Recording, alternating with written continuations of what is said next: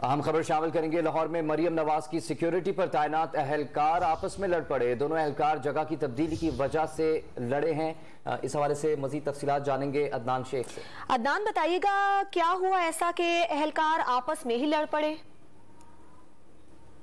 आपस में लड़ पड़े हैं क्योंकि एक ही जगह पर दोनों पुलिस एहलकारों की ड्यूटी थी, जिस पर आपस में पुलिस एहलकारों की बहस हुई है। ताहम जो है मौके पे मौजूद जो पुलिस एहलकार थे उनको बताया कि ये ड्यूटी आपकी नहीं है। दूसरे ने कहा यहाँ ड्यूटी ले रही है, तो इसी बात से तकरार हुई है और जो पुलिस एहलकार थे उन्होंने एक दूसरे को थप्पड़ मारे, धक्के दिए हैं।